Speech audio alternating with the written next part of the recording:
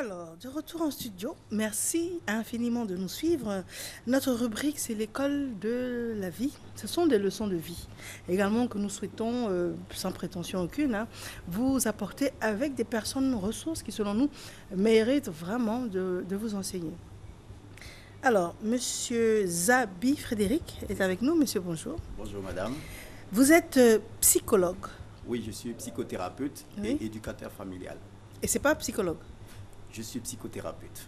Quelle est la différence entre psychologue et psychothérapeute? Le psychologue, il est dans le domaine de la psychologie, pour ne pas me répéter. Il est toujours en contact avec les gens qui ont des souffrances psychologiques.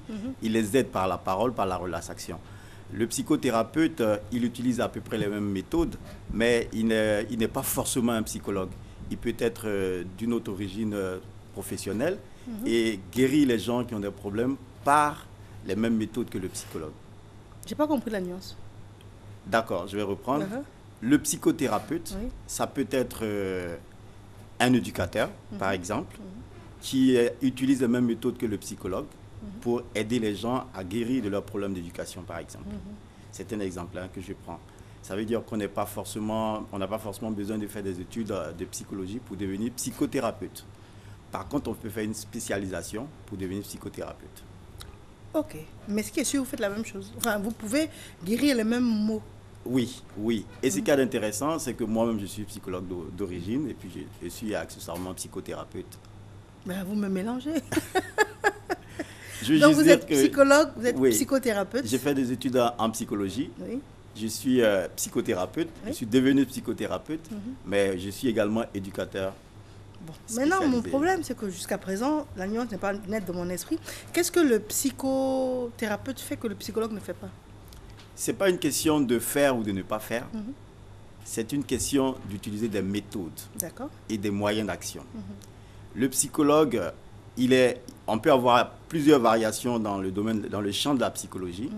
On a par exemple des psychologues cliniciens qui interviennent au chevet des gens qui ont des soucis, qui peuvent faire par exemple des tests de quotient intellectuel. Ça, c'est le rôle par exemple du psychologue clinicien. Ça, c'est un autre domaine de la psychologie. Et le thérapeute, en général, le thérapeute, c'est celui qui soigne. Celui qui soigne par les méthodes de la psychologie. Donc, il n'est pas forcément un psychologue. D'accord. Il n'est pas forcément un psychologue. Très bien. Alors, l'éducation des enfants, et si l'école ne suffisait pas? Donc, vous interpellez les parents Absolument. en disant que c'est trop facile de tout reporter sur l'éducation nationale. Exactement, madame. Je vous remercie en tout cas de me donner la parole pour m'adresser à chaque Ivoirien qui a des enfants. Parce que pour moi, les parents ont choisi aujourd'hui la voie de la facilité, qui est de tout mettre, comme vous l'avez dit, sur le compte de l'éducation nationale. On emmène l'enfant à l'école, on se dit, ben, c'est gagné. Alors que l'école ne suffit pas. Je commence par la conclusion avant d'emmener la démonstration. L'école ne suffit pas. Pourquoi je dis cela? L'école, par définition, c'est le lieu où il y a une transmission de valeurs. Donc, il y a deux acteurs. Il y a celui qui transmet la valeur, il y a celui qui reçoit la valeur. Et il y a au milieu la valeur qui est transmise. Oui. Qu'est-ce qui est transmis à l'école? C'est des connaissances. C'est un savoir, un savoir-faire. Et logiquement, il devait avoir le savoir-être. Malheureusement, dans les écoles, il y a la transmission de savoir. Souvent, pas toujours, il y a la transmission de savoir-faire. Mais très souvent, il n'y a pas la transmission de savoir-être. Qu'est-ce que je veux dire concrètement? Concrètement, vous allez voir que ce qui fait par exemple un homme dans la société, ce qui peut faire qu'on peut qualifier quelqu'un d'homme qui assume ses charges, ses responsabilités sociales, ce n'est pas forcément son bagage intellectuel. Si le bagage intellectuel seul suffisait à faire des gens des valeurs, on n'aurait sûrement pas eu de juristes, par exemple, qui divorceraient. Les gens se marient, ils divorcent, pas parce qu'ils ne connaissent pas les règles du droit. Plus ils connaissent les règles du droit, plus ils deviennent intolérants vis-à-vis des gens. Et ce sont ces gens-là, justement, qui divorcent. Pourquoi? Parce qu'ils n'ont pas peut-être en eux ce qui peut les emmener à ne pas franchir certaines limites. Or, ce qui amène les gens à ne pas franchir les limites, c'est des valeurs éthiques et morales. Or, ceci n'est pas très souvent enseigné à l'école. L'école se contente juste de donner des valeurs aux gens, valeurs intellectuelles. les règles de chimie, les règles de mathématiques. Transmission de savoir. Voilà, savoir et pas comment utiliser et organiser ce savoir.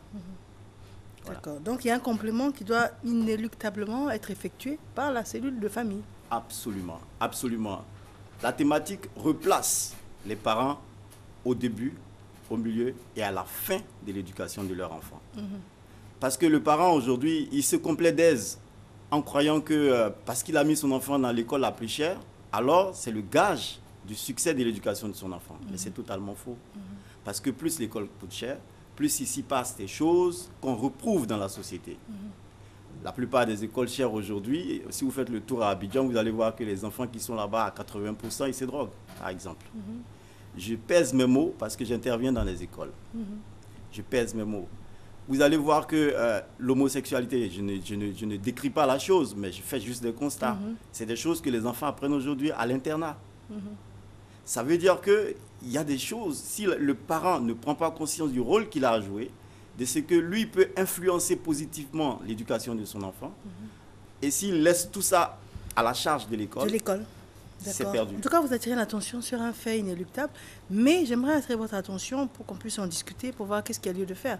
Dans le sens où le parent quitte chez lui le matin et rentre la nuit. Parce que son souci premier, c'est de mettre son enfant à l'abri du besoin.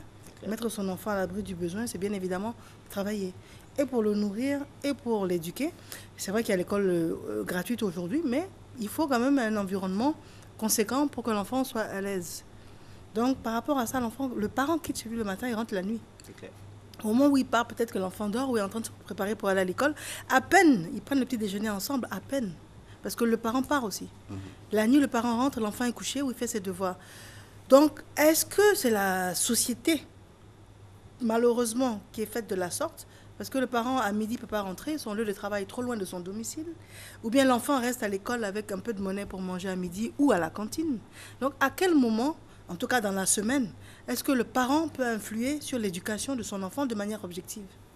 Madame, pour bien comprendre cela, il faut voir comment chacun utilise son emploi du temps. Okay. Très souvent, les parents utilisent l'argument de ce qu'ils n'ont pas assez de temps. Mais moi, je pense que c'est juste une question d'organisation du temps. Parce que l'éducation, c'est la transmission de valeurs. Et la transmission de valeurs, il n'y a pas de moment particulier pour la faire. Ça se fait à tout moment. Il suffit juste de se donner le temps d'être avec son enfant, de le reprendre quand il faut, de la meilleure des façons. Ça permet déjà, le contact permanent avec l'enfant permet déjà de recentrer beaucoup de choses. Deuxièmement, il faut voir tous les acteurs qui interviennent dans l'éducation de l'enfant. Quand le parent il quitte la maison, il laisse l'enfant entre les mains de qui? En général, des domestiques. Le constat en Côte d'Ivoire, c'est que les domestiques sont des mineurs, qui elles-mêmes ne sont pas très souvent outillées. Quand je parle d'outillés, c'est en termes d'éducation. Elles n'ont pas de grandes valeurs éducatives. Elles ne parlent même pas français souvent. Bon. Qu'est-ce qu'on attend de gens qui n'ont même pas une certaine éducation? Je parle en griffe. Oui. Qu'est-ce qu'on attend de ces gens-là par rapport à l'enfant qu'on prétend être le centre de notre intérêt? Mon enfant que j'aime le plus, en partant au travail, je le laisse entre les mains de quelqu'un qui n'a pas les outils qu'il faut pour pouvoir l'encadrer. Mais je fais quoi? Je travaille. Je laisse mon travail pour essayer d'aimer mon enfant à la maison? Pas du tout. Il y a des solutions, madame. Il y a des solutions. C'est la formation. Premièrement, il faut que les parents se forment eux-mêmes à ce que c'est que l'éducation d'un enfant, à ce que c'est que la psychologie, par exemple, d'un enfant. Il faut qu'ils forment les personnels qui interviennent avec eux. Parce qu'on est dans un contexte où on ne peut plus retourner en arrière, où on est permanemment avec les enfants, c'est clair.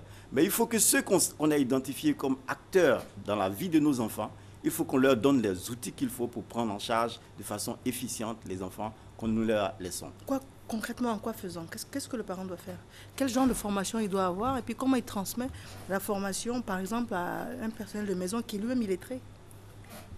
Madame, les cours de psychologie de l'enfant, par exemple, très simplifiés, peuvent être donnés à des parents eux-mêmes, premièrement. Deuxièmement, ils peuvent rétrocéder ces connaissances-là à leur personnel d'encadrement qui se trouve à la maison. Savoir, par exemple, qu'un enfant qui refuse de faire quelque chose, ce n'est pas tellement parce qu'il est idiot en griffe, mais il peut avoir une déficience, il peut avoir une souffrance psychologique qui l'empêche, par exemple, de faire une chose. Et donc, la solution n'est pas forcément de le frapper. C'est un exemple que je prends. On peut comprendre aussi, lui donner des moyens au personnel d'encadrement de nos enfants, des moyens pour les emmener à inculquer les valeurs dans lesquelles nous croyons Parce que c'est des encadreurs de substitution, c'est des encadreurs par procuration.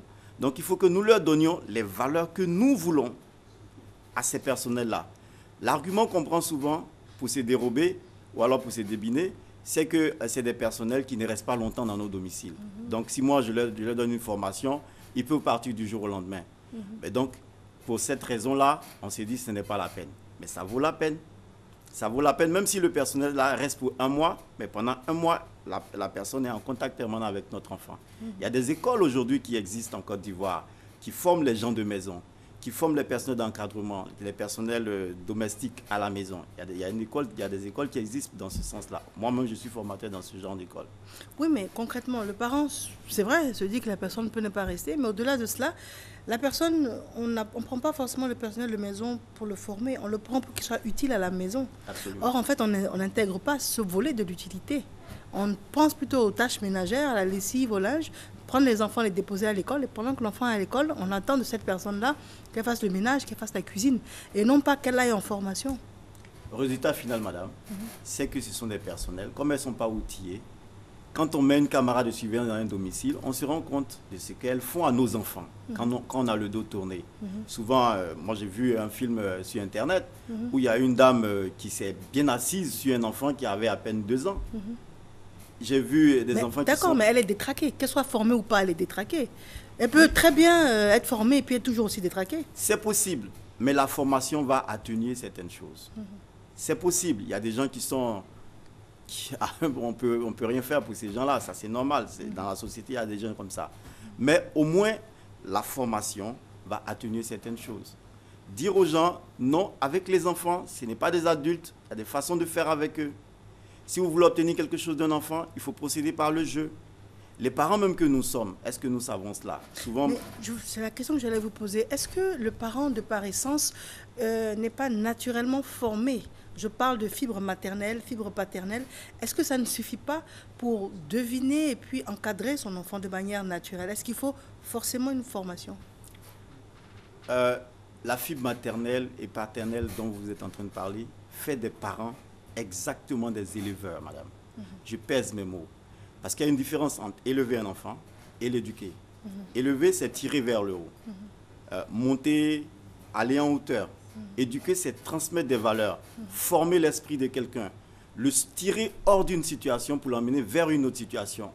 Le tirer, par exemple, hors de la petite enfance pour l'emmener à l'enfance, hors de l'enfance pour l'emmener à l'adolescence et hors de l'adolescence pour l'emmener à l'âge adulte. Ça veut dire qu'il y a des étapes dans l'évolution de l'enfant. Il faut connaître ces étapes. Or, le fait de donner vie ne fait pas forcément quelqu'un d'un parent, quelqu'un qui connaît ces étapes et qui peut s'en servir utilement. Ce que ça fait par contre, c'est de nous donner l'instinct naturel, de lui donner des soins, de lui donner à manger, de lui donner la sécurité. Ça, c'est le rôle d'un éleveur. Il n'y a pas de mérite particulier à être éleveur, parce que les animaux le sont. Un chien va mettre bas, une chienne va mettre bas, elle va donner à manger à ses enfants, elle va les protéger contre les dangers extérieurs, elle va leur donner tout ce qu'il y a comme soin. Les hommes le font également, mais la différence entre la chienne et puis l'homme, c'est que l'homme va donner, en plus des soins, l'homme va donner une éducation, lui donner des valeurs qui vont en faire quelqu'un qui va s'assumer plus tard dans la société. Et pour le faire, il faut soi-même avoir un bagage. Là, je pense qu'on est plusieurs, hein. Vous nous apprenez quelque chose de différent. Parce que moi, j'avais toujours pensé qu'il n'y avait aucun mérite à mettre un enfant au monde, hein, surtout pour un homme. Je trouvais que, bon, les animaux le faisaient aussi. Mais ce que je n'avais pas intégré, c'est qu'on était tous des éleveurs potentiels, comme les animaux. Par contre, la transmission de savoir, d'éducation, là, nous différenciait de l'animal. C'est exactement ce que je suis en train de dire. On est différent des animaux en ce que nous, en plus d'élever, on éduque. Malheureusement, nous sommes démissionnaires dans notre rôle d'éducateur. Malheureusement. Parce qu'on prend le prétexte de la charge professionnelle trop intense pour nous débiner. On va au travail, il y a des parents qui peuvent faire une semaine sans voir leur enfant. Si vous êtes arrivé à ces stades, c'est que la sonnette d'alarme est au rouge en fait. Si, par exemple, vous n'avez pas de contact régulier avec votre enfant qui vous permette de l'interpeller régulièrement sur des choses, d'être pour lui un censeur, un motivateur, c'est qu'il y a la sonnette d'alarme qui doit être sonnée. Mais qu'est-ce c'est qu'on qu'on est fait? au rouge. Qu'est-ce qu'on fait lorsque le programme de travail empêche le parent d'être physiquement présent à des heures où l'enfant aurait besoin de lui? Qu'est-ce qu'on fait concrètement? Madame, ce sont des questions de choix. Pour moi, ce sont des questions de choix. Les parents ont toujours le temps. Mais ils trouvent toujours des moyens. Il y a des gens qui préfèrent être en after work, après le travail, que d'être à domicile chez eux à la maison. Alors qu'ils disent que le domicile, la Bible dit par exemple que là où se trouve le trésor d'un homme, là se trouve son cœur. Nous disons que nos enfants sont notre trésor. Nos enfants sont censés être à la maison. Malheureusement, notre cœur n'est pas à la maison. Notre cœur est dans les maquis. On n'a pas le temps. Les hommes que nous sommes, par exemple, on préfère aller voir un deuxième bureau à la sortie du bureau plutôt que d'être à la maison et on prétend ne pas avoir le temps. Non, ce sont des cas réels, différents des cas dont je parle, où je parle de la dame et du monsieur qui ont chacun un boulot où ils arrivent difficilement à joindre les deux bouts, mais en s'y mettant tous les deux avec leur salaire, ça va. C'est juste moyen. Ces deux personnes quittent chez eux à 7h moins le quart ou bien à 6h30 le matin, en même temps que les enfants se préparent. Il y en a un qui est dans la zone de Vridi là-bas et puis l'autre est à Bingerville par exemple.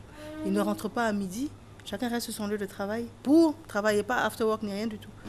Le soir, les embouteillages, le temps de quitter le travail à 18h et puis rentrer à la maison, il est 20h30 avec les embouteillages, 21h. L'enfant dort pour le lendemain. Pour moi, c'est une vie de braves personnes qui se battent, au-delà de se battre pour elles, qui se battent pour donner un niveau de vie à l'enfant. Donc ce genre de cas spécifique, comment est-ce qu'ils peuvent aménager leur temps pour pouvoir être présents pour leurs enfants? C'est ce que j'ai dit, madame, c'est une question d'organisation, une question de choix. Les jours de semaine, c'est vrai, leurs occupations diverses les éloignent du domicile et donc des enfants, ça peut être possible. Mais ils ont le week-end, ils ont le samedi, ils ont le dimanche. Ils ont qu'à organiser leur temps de sorte à avoir des activités avec leurs enfants. Un enfant, on choisit de le faire aujourd'hui. Hier, ça s'imposait à nous, mais aujourd'hui, un enfant, c'est un choix qu'on opère.